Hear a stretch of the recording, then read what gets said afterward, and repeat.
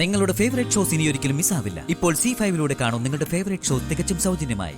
Laptop തീപിടുത്തത്തിൽ കത്തുന്നതിന് മുമ്പ് magic ബോക്സിൽ സൂക്ഷിച്ചിരുന്ന മെമ്മറി കാർഡ് ഞാൻ കണ്ടിരുന്നു. ദൈവമാ, മരണത്തിന് തൊട്ടു മുമ്പ് സംസാരിച്ചിരുന്ന ഒരു വീഡിയോ ആയിരുന്നു അത്. ഭാവിയിൽ ദേവമ്മയുടെ മരണവുമായി ബന്ധപ്പെട്ട സത്യങ്ങൾ വിശാൽ സാറിനെ അറിയിക്കണമെന്ന് ഉദ്ദേശിച്ച് തയ്യാറാക്കിയ ഒരു വീഡിയോ. അത് മുഴുവനും ഞാൻ കണ്ടു കഴിഞ്ഞു. അതില് ദേവമ്മ വ്യക്തമായിട്ട് പ്രഭാവതി അമ്മയുടെ പേര് പറയുന്നുണ്ട്. പ്രഭാവതി അമ്മ വിഷം കൊടുത്താണ് ദേവമ്മയെ കൊന്നതെന്ന് അതിൽ നിന്നും വ്യക്തമാണ്. ഇത് വിശാൽ സാറിനെ അറിയിക്കണം. ഇപ്പൊ തന്നെ എനിക്കിത് അറിയിക്കണം. മോളെ നിൽക്ക്, നീ ഞാൻ പറയുന്നത് കേൾക്ക്.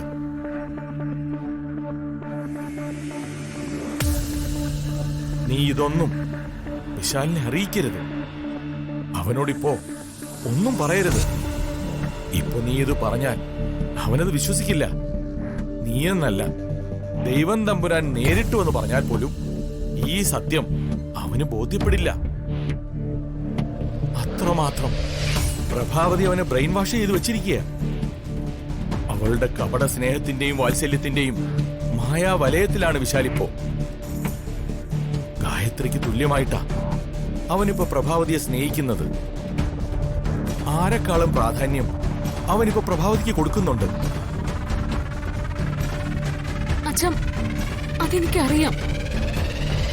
എന്ന് കരുതി ഇത് വിശാൽ സാറിനോട് പറയാതിരിക്കാൻ പറ്റുമോ?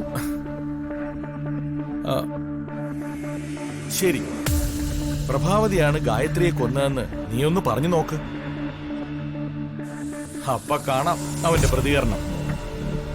അവൻ ഒരിക്കലും പ്രഭാവതിയെ ഗായത്രിയുടെ കൊലയാളിയായി കാണില്ല. പക്ഷേ ഇത് പറഞ്ഞ നിന്നെ അവൻ അവിശ്വസിക്കും, സംശയിക്കും. നിങ്ങൾ തമ്മിലുള്ള ബന്ധത്തിനിടയിൽ അത് വലിയ വിള്ളലുണ്ടാക്കും. അത് പ്രഭാവതി മുതലെടുക്കും. അവള് കൂടുതൽ കൂടുതൽ വിശാലിനെ സ്വാധീനിക്കും. അതുകൊണ്ട് എടുത്തു ചാടി നീ ഒന്നും പ്രതികരിക്കരുത്. കുറച്ചുകൂടി ക്ഷമയും സാവകാശവും നീ ഈ കാര്യത്തിൽ കാണിക്കണം. ഇനി ഇതൊക്കെ അവഗണിച്ച് നിനക്ക് പ്രഭാവതിയുടെ തനി സ്വരൂപം പുറത്തുകൊണ്ടുവരണമെങ്കിൽ അതിന് തക്കതായ തെളിവുകൾ വേണം. ഗായത്രിയുടെ വീഡിയോ ഉണ്ടായിരുന്ന ആ മെമ്മറി കാർഡ് ഒരു തെളിവായിരുന്നു.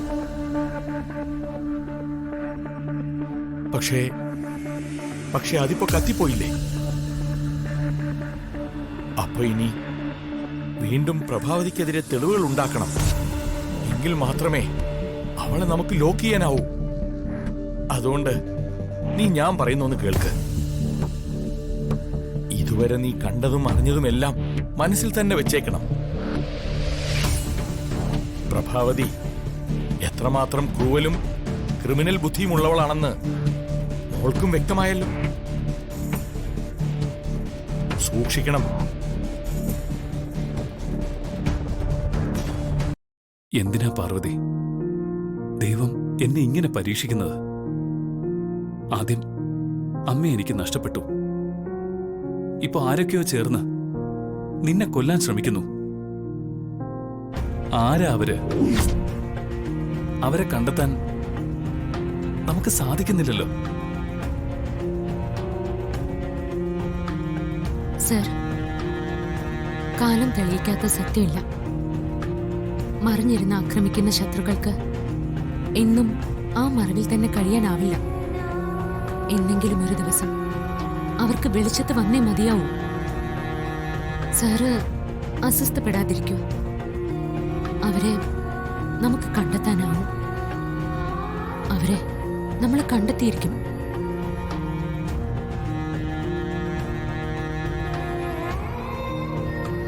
ഇത്രയൊക്കെ സംഭവിച്ചിട്ടും നിനക്കൊരു പതർച്ചയില്ലല്ലോ പാർവതി. നിന്റെ ഈ ധൈര്യം കാണുമ്പോൾ എനിക്ക് നിന്നിൽ അഭിമാനം തോന്നുന്നു. എല്ലാം ഉദയനൂരമ്മയുടെ അനുഗ്രഹമാണ് സർ. അമ്മ നൽകുന്ന ശക്തിയാണ്. പിന്നെ വിശാൽ സാർ കൂടെയുള്ളപ്പോ ഞാൻ ആരെയാ എന്തിനെയാ പേടിക്കേണ്ടത്? ഇത് 2ാം വട്ടമല്ലേ സാർ എന്റെ മരണത്തിൽ നിന്ന് രക്ഷിക്കുന്നത്? എന്റെ ആപത് ബാന്ധവനാണ് സാർ.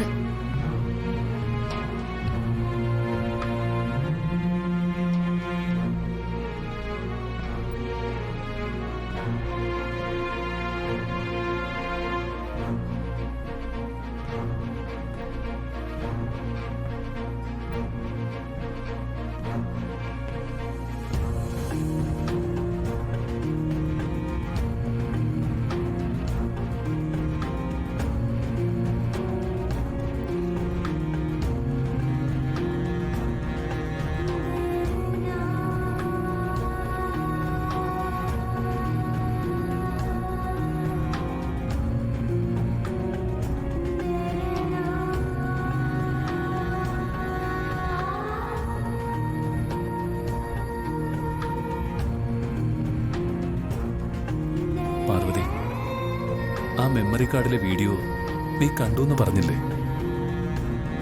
ഇനി പറയ, അതിൽ നീ എന്താ കണ്ടത്?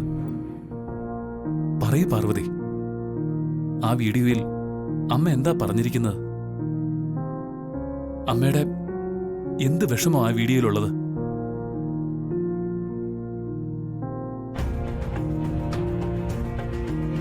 വീഡിയോയില് ദേവമ്മ പറഞ്ഞതൊന്നും വിശാൽ സാറിനെ ഇപ്പൊ അറിയിക്കരുതെന്നല്ലേ അച്ഛൻ പറഞ്ഞിരിക്കുന്നത്?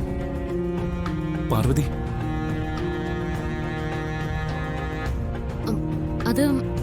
അതൊന്നുമില്ല സർ.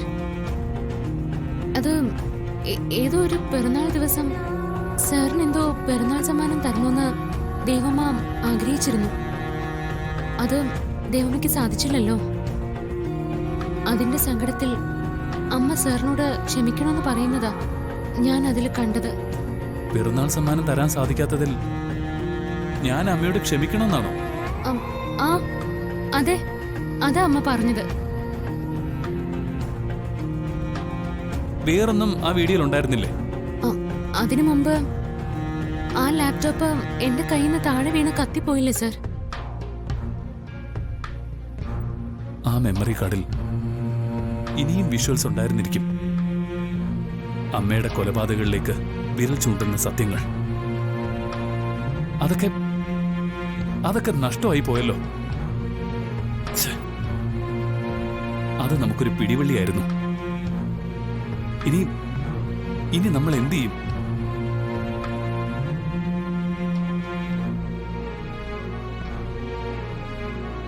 ഒരു വാതിൽ അടയുമ്പോൾ മറ്റൊരു വാതിൽ തുറക്കപ്പെടും സർ. ഡൗൺലോഡ് ചെയ്യൂ C5 ആപ്പ്. കാണൂ എല്ലാ എപ്പിസോഡുകളും സൗജന്യമായി.